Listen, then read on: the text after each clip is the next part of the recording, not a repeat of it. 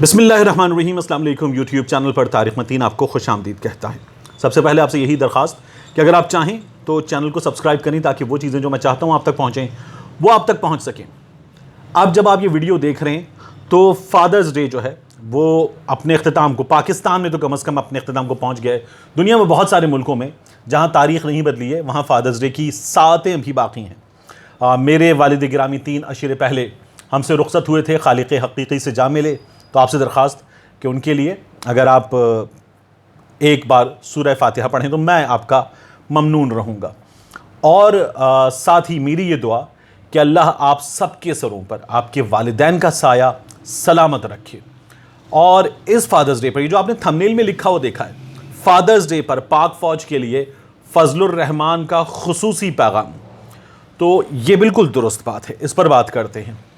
دیکھیے، یہ جو فادر ہوتا ہے، باپ ہوتا ہے، والد ہوتا ہے، یہ جو ہے پدر ہوتا ہے، یہ فارسی میں پدر تو یہ 3 طرح کا ہوتا ہے عام طور پر دنیا بھر میں۔ ایک وہ جسے ہم بایولوجیکل فادر کہتے ہیں، جو سگا باپ ہوتا ہے، وہ جو آپ کو اس دنیا میں لاتا ہے، آپ عالم برزخ میں ہوتے ہیں اور وہ آپ کو عالم وجود میں لاتا ہے۔ ایک وہ باپ ہوتا ہے جسے روحانی باپ کہتے ہیں، جو آپ کو سکھاتا ہے اور وہ آپ کو آسمانوں پر لے جاتا ہے اپنے علم، اپنی کاوش کی بنیاد پر، اگر آپ اس کا ساتھ دیتے ہیں۔ یہ دنیا میں بہت ساری مشہور شخصیات نے یہ بات کی ہے، ایک سے زائد شخصیات نے یہ بات کی ہے۔ اور ایک باپ اور ہوتا ہے، یہ ضرب المثل والا باپ ہے، کہاوت والا، وہ جو مطلب کے وقت باپ بنا لینے والا باپ ہوتا ہے، ایک وہ باپ ہوتا ہے۔ تو فضل الرحمن صاحب نے جو ہے وہ اس سے پہلے بھی یہ کام دکھایا ہے اور اب کی بار بھی دکھایا ہے۔ فادرز ڈے پر فضل الرحمن نے جو ہے وہ پیغام دیا ہے پاک فوج کے لیے۔ وہ ویسے بھی پاک فوج کا نام لیتے ہوئے کئی دفعہ حدیں پار کرتے ہیں اور کئی دفعہ بالکل چپ ہو جاتے ہیں۔ جیسے جب انہوں نے دھرنا دیا تھا اور وہ پہنچ گئے تھے اسلام آباد اور جا کر بیٹھ گئے تھے، تو وہاں پر فضل الرحمن صاحب سے مونا خان نے، آج کل انڈیپینڈنٹ اردو کے ساتھ ہیں، پہلے بی بی سی کے ساتھ تھیں، انہوں نے پوچھا تھا کہ آپ کو جو استعفے چاہیے کیا ان میں جنرل باجوہ کا استعفیٰ بھی چاہیے؟ تو فضل الرحمن کے چہرے پر ایک دم ہوائیاں اڑ گئیں۔ انہوں نے ہڑبڑا کر کہا تھا کہ نہیں، ہمیں جنرل باجوہ کا استعفیٰ جو ہے وہ نہیں چاہیے۔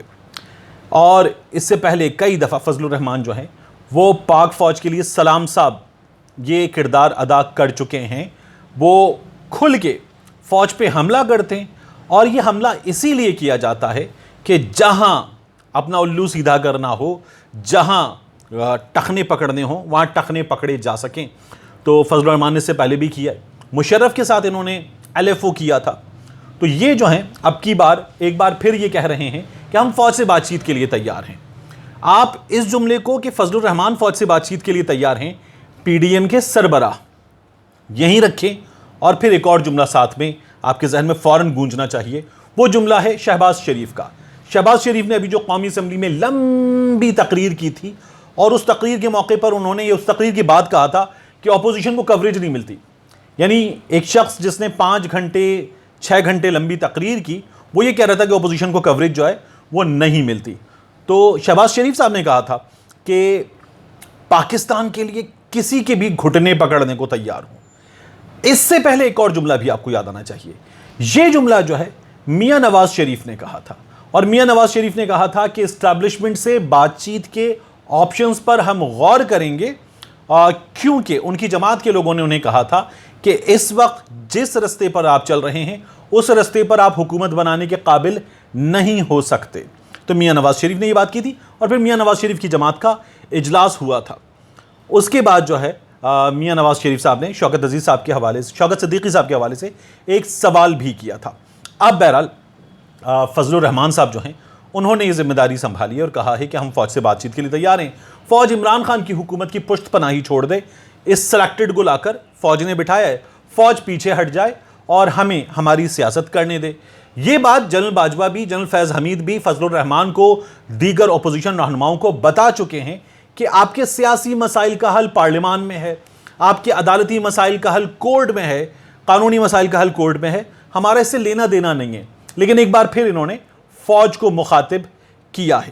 مریم صاحبہ جو ہے وہ ریسنٹلی یہ کر چکی ہیں کہ ایک میس میں ان کی ضیافت ہو چکی ہے تو وہ بھی تیار ہیں۔ ان حالات میں اب جب فضل الرحمان یہ کہہ رہے ہیں کہ ہم کراچی میں ایک بڑا جلسہ کرنے جا رہے ہیں جو سب سے بڑا جلسہ ہوگا، ہم سوات میں جلسہ کرنے جا رہے ہیں، اچھا ان جلسوں کے حوالے سے اب ان لوگوں نے کوئی دعویٰ نہیں کیا کہ حکومت 1 مہینے میں 2 مہینے میں 4 مہینے میں چلی جائے گی، کیونکہ انہوں نے تقریباً پورے سال کا زور لگانے کے بعد یہ دیکھ لیا کہ ان سے نہیں ہو پائے گا۔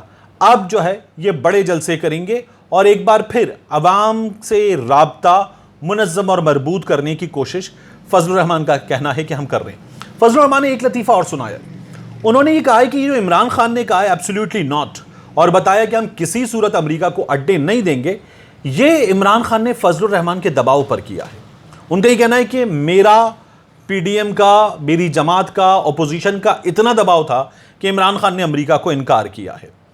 تو فضل الرحمان سے سوال یہ ہے کہ وہ جس مشرف سے ہاتھ ملا چکے تھے، ایل ایف او کر چکے تھے، جب ان کے پاس ایک صوبے میں بہت اچھی حکومت بھی تھی، اس موقع پر یہ مشرف کو تو روک نہیں پائے۔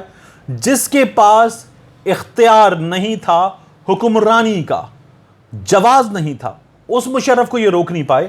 اور عمران خان کے بارے میں یہ دعویٰ ہے کہ عمران خان نے یہ جو ایبسلیوٹلی ناٹ کہا ہے، یہ ایبسلیوٹلی ناٹ فضل الرحمان کے پریشر کی وجہ سے کہا ہے۔ اس فضل الرحمان کے پریشر کی وجہ سے جو امریکی سفیر سے یہ کہتا ہے کہ ذرا نظر کرم ہم پر بھی، ہمیں بھی وزارت عظمیٰ کی کرسی ایک بار دلوا دیجئے، وہ فضل الرحمان کہہ رہے ہیں کہ عمران خان نے یہ سب کچھ ہمارے پریشر کی وجہ سے کیا ہے۔ پھر فضل الرحمان نے ایک اور بات کی ہے، فضل الرحمان نے کہا ہے کہ خیبر پختونخوا میں، یہاں اسلام کارڈ کھیلا ہے، یہ خطرناک اور سیریس بات ہے کہ خیبر پختونخوا میں انہیں یہ پتہ چلا 2013-2014 میں کہ عمران خان کی حکومت کو لایا اسی لیے گیا کہ اخلاقیات تباہ کی جائیں، لوگوں کا جو دین سے رشتہ ہے وہ کمزور کیا جائے، اور عمران خان کی جماعت نے سب کچھ کیا، نوجوانوں کو دین سے دور کیا، اور عمران خان مسلط کیا گیا، یعنی 2013 میں بھی مسلط کیا گیا۔ یہ کہنا ہے فضل الرحمان کا۔ تو فضل الرحمان یہ کہتے ہیں کہ اب یہ یہودی ایجنٹ حکومت جو ہے وہ اس منصوبے پر عمل پیرا ہے۔ یہاں سوال یہ ہے کہ جس وقت فضل الرحمان یہ کہہ رہا ہے کہ یہودی ایجنٹ حکومت منصوبے پر عمل پیرا ہے، اس وقت ایک شخص ہے جس کا نام ہے عزیز الرحمان، جو خود گرفتار ہوا، اس کے بیٹے بھی گرفتار ہو گئے، اور اس کے کارنامے پر پورا ملک اس پہ تھوک رہا ہے۔ اس شخص پر فضل الرحمان کی جماعت نے رکنیت معطل کرنے کے علاوہ کوئی کارروائی نہیں کی اس شخص کے خلاف۔ اب فضل الرحمان نے اس شخص کے خلاف کوئی بات نہیں کی ہے۔ یہ علماء دین بات کر رہے ہیں، ہشام الہی ظہیر بات کر رہے ہیں، مولانا عبدالعزیز بات کر رہے ہیں، اور دیگر لوگ بات کر رہے ہیں، تو ان کو بھی چاہیے کہ بات کرتے، تو یہ خاموش ہیں کیونکہ ان کی جماعت کے کچھ لوگوں نے ابھی سے دفاع کرنا شروع کر دیا ہے۔ میں آپ کے لیے یہاں ڈسکرپشن میں ایک لنک پوسٹ کروں گا، ایک مولوی ہے جو چند لوگوں کے درمیان بیٹھا ہوا ہے، اور چند لوگوں کے درمیان بیٹھ کر وہ یہ کہہ رہا ہے نعوذ باللہ کہ رسول اللہ صلی اللہ علیہ وآلہ وسلم کے پاک زمانے میں بھی وہ لوگ جو خطاؤں سے مبرہ تھے، ان سے ایسی نعوذ باللہ ایسی غلطیاں ہوئی ہیں۔ یہ میں آپ کے لیے لنک ڈسکرپشن میں پوسٹ کر دوں گا۔ اس شخص نے جو فضل الرحمان کی جماعت کا مبینہ لیڈر بتایا جا رہا ہے، میں یہاں مبینہ کہہ رہا ہوں، اس شخص نے، دیگر لوگوں نے اس آدمی کا دفاع کرنا شروع کر دیا ہے۔ اس سے پہلے بھی ان کی جماعت کا ایک رہنما ایک زانی کا خیبر پختونخوا میں دفاع کر چکا ہے۔ تو یہ لوگ ایسے کارنامے انجام دے چکے ہیں، پہلے بھی دیتے رہے ہیں۔ تو جہاں آپ عمران خان کی حکومت کو یہ کہہ رہے ہیں کہ عمران خان یہودی ایجنٹ ہے، وہاں اس اتنے بڑے مسئلے پر کچھ پھوٹتے اپنے منہ سے، کوئی بات کرتے، کوئی شرم کا، کوئی حیا کا اظہار کرتے، اور کوئی مذمت کرتے، کوئی چھتر مارنے والی بات کرتے اس شخص کو، لیکن اس معاملے پر چپ ہیں، اور عمران خان یہودی ایجنٹ ہے۔ بہرحال اب یہ دعویٰ کر رہے ہیں کہ ہم ایسے جلسے کریں گے کہ ان جلسوں سے عمران خان کی حکومت ایک بار پھر ہل جائے گی، اور کراچی میں وہ جلسہ ہوگا۔ یہ جلسہ جو ہے وہ 29 کو غالباً یہ کراچی میں کرنے جا رہے ہیں۔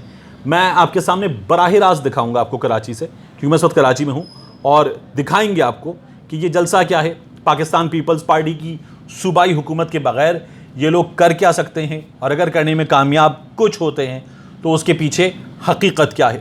ملتے ہیں انشاءاللہ آپ سے اگلے ویلاگ میں۔